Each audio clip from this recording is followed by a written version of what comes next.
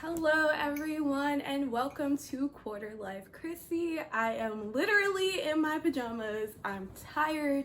I killed a snake plant today. It is not my day, but I really have to talk about this subject. Like, I cannot get a full night's sleep until I talk about this subject, and that is pretty privilege. I know you're tired of hearing about it. So am I. I just want to say my piece and get it over with. So the first time I heard about pretty privilege was from Stephco. I believe that's the name of her channel.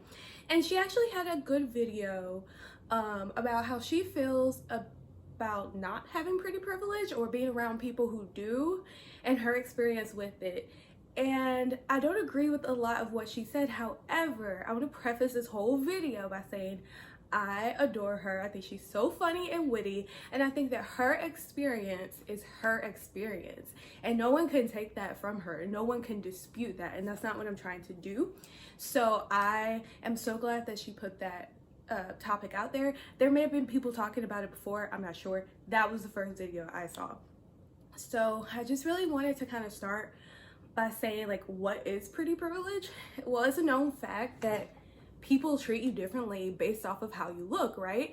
So whether you're curly hair or you're tall or short or fat or thin or whatever the case is, people have these preconceived notions, and it's just not fair. They have preconceived notions about what you're like, what your attitude's like, what kind of things you enjoy, and that's not right. And I understand that, and I want to start by saying people who don't feel like they have pretty privilege do not want to hear that they're not confident. Like, oh girl, just be confident. They don't want to hear that because no one said they're not, right? They don't want to hear, oh, but you are pretty, because they never said they weren't. And they don't want to hear, oh, it's all about how you carry yourself. So I'll try to stay away from those things because I can imagine, like, if you feel like this, that would probably be really annoying. And I'm not sitting here like, oh, I have pretty privilege, I wouldn't understand. I don't care. Honestly, like, I don't have it, and I really could care less because it's weird. Anyway, so we're gonna get into why I don't care and, like, what is it. So I have notes, and I'm literally, like, reading my notes. And I want this video to be straight through. We're already at 2 minutes and 40 seconds. Oh my gosh, I gotta hurry up. I want this video to be straight through. So I'm not gonna edit it or anything, which is the first time I've ever done that. Okay, so my problem with pretty privilege is who defines it. Are we leaving it up to men to define what is pretty? Are we leaving it up to other women, to our peers? Like, who defines what is pretty? Because we can't ignore it. There are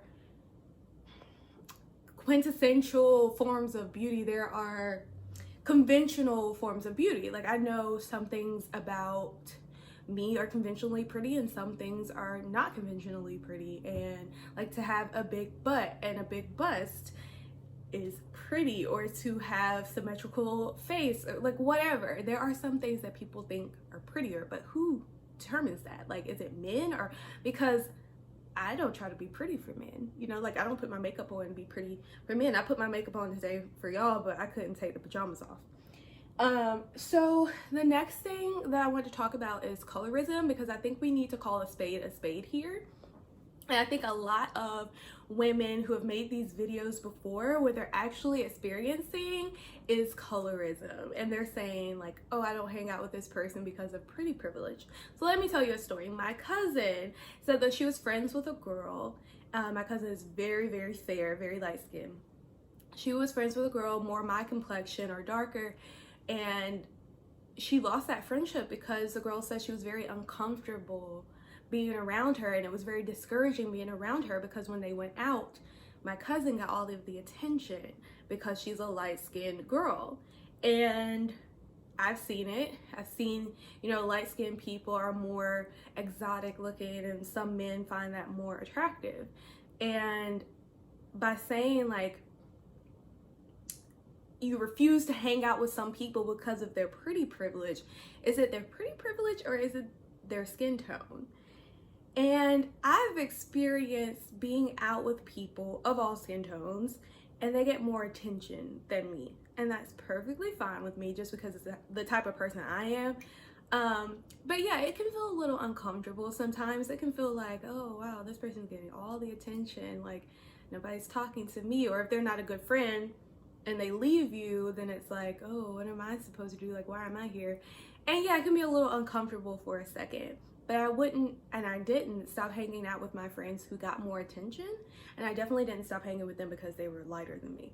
I just feel like that had to be said. Like, let's call it what it is. A lot of these videos have been tinged with colorism, and it's being passed off as pretty privilege. Like, when I hear things like, oh, she walked in the room and everyone's heads turned because she has silky hair and she's light-skinned, that isn't the reason.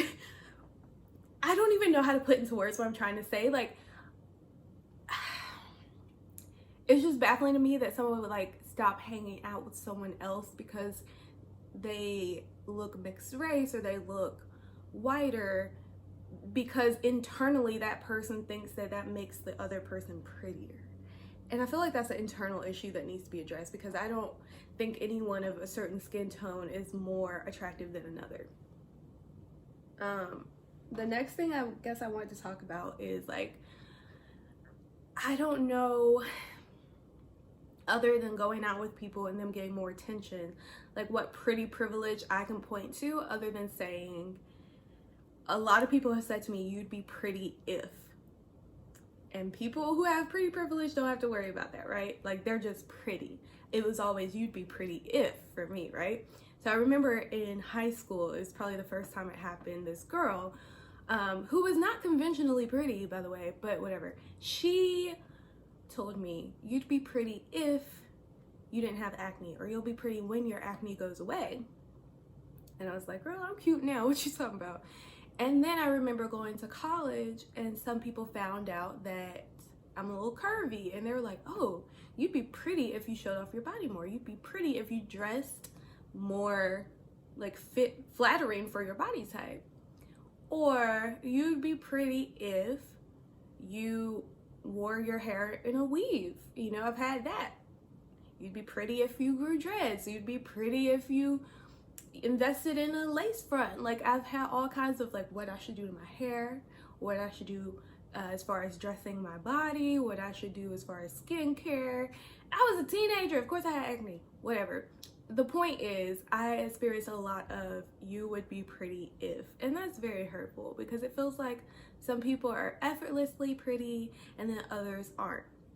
But it all changed when I went to college, and this experience I think is crucial to why this pretty privilege discussion doesn't really faze me. So I went to college thinking I was average, nothing special to look at, maybe even below average. Like, I didn't even think I was all of that. I was never like, oh, I'm not pretty, other girls have it. Like, I thought I was something, but you know, not all that. So I get to college and I went to an HBCU, and it just makes me smile just thinking about it.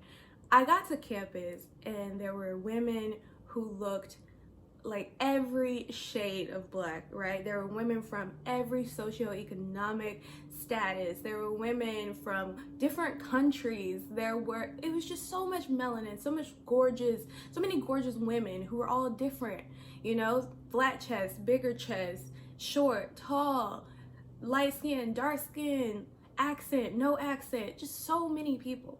And I remember it clicked pretty early for me when I saw other average girls, or at least girls I thought would be on a comparable level to me, who had poor boyfriends who were not average, child. They were gorgeous.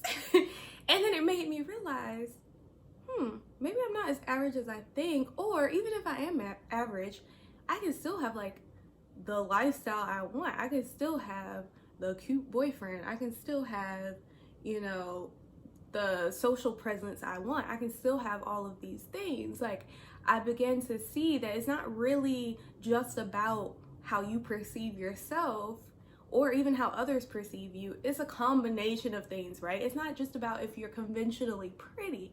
Like I said, I thought these girls were on my level, but they were somehow popular. They had really attractive boyfriends or people who wanted to be their boyfriend.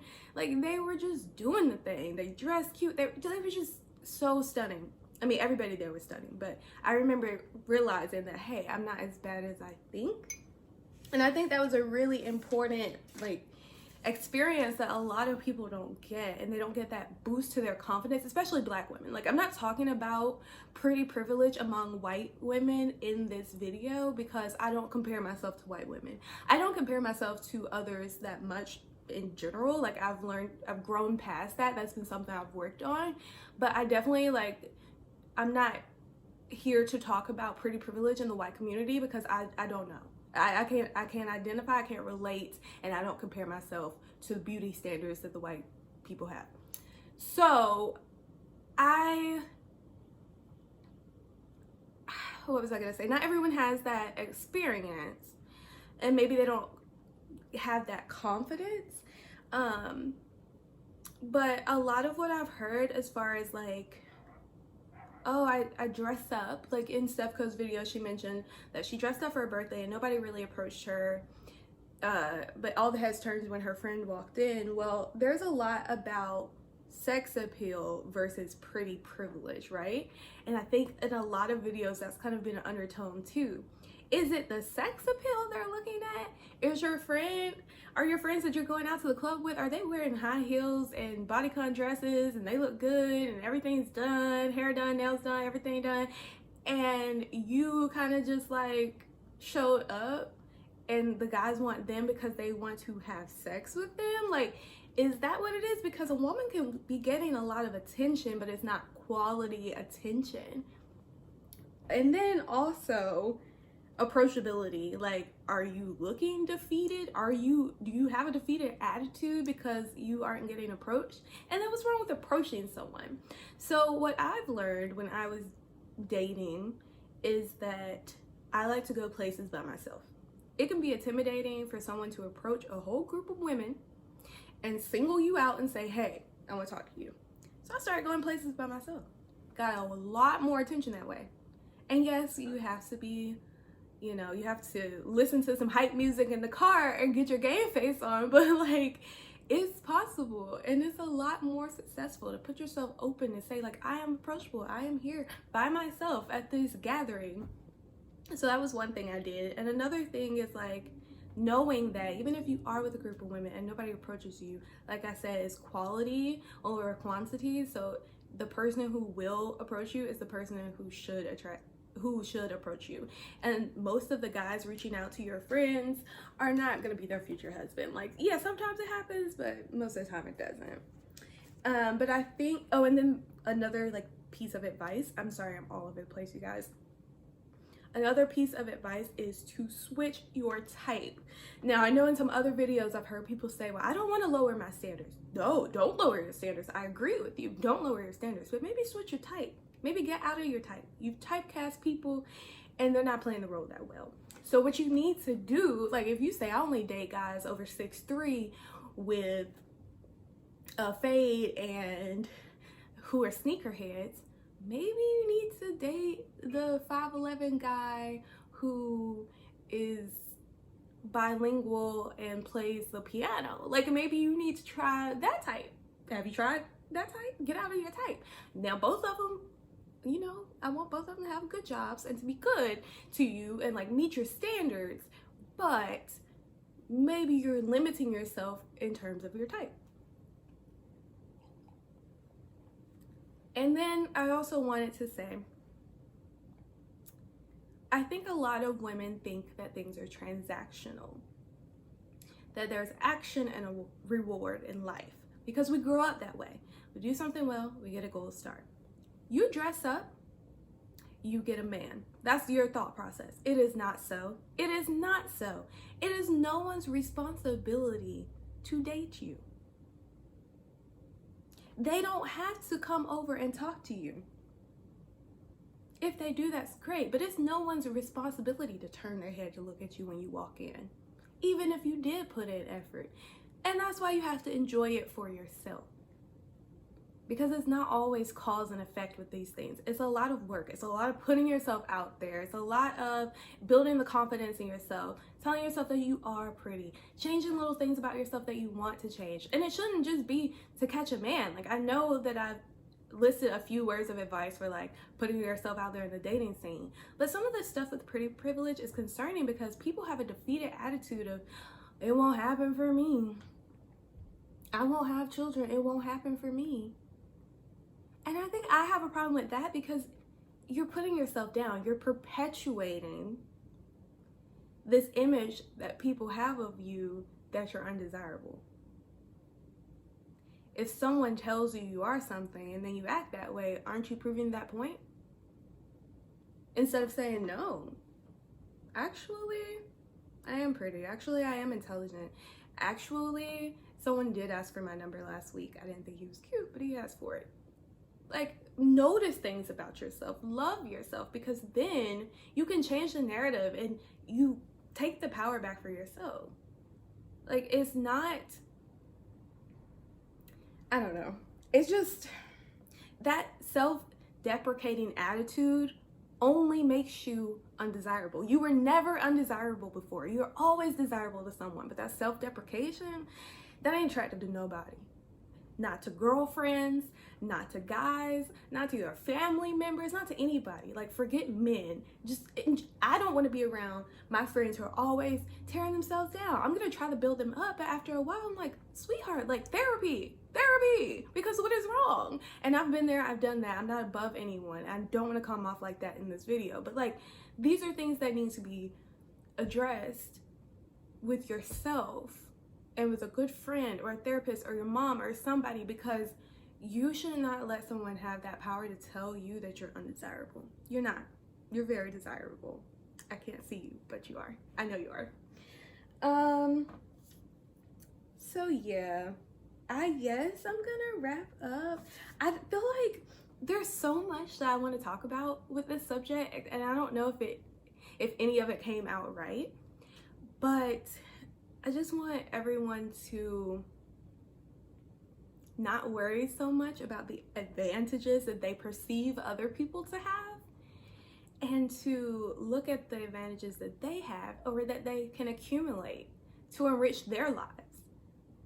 And it's just a better use of your time to do that for whatever you want to achieve, whether that's a boyfriend, husband, a new job, more friends. That was a goal of mine last year, and I had to really buckle down and do that. Like, whatever your goal is, you have to realize that you're desirable. You have the traits to make it happen, and that it doesn't matter what other people have going on. Most of the time, it's in your head. They're not even perceiving you that way. So just step out of your comfort zone. That's all that matters. But okay, I'm really tired of rambling. I am so sorry for keeping you guys on here for almost 20 minutes, but thank you so much for watching this video.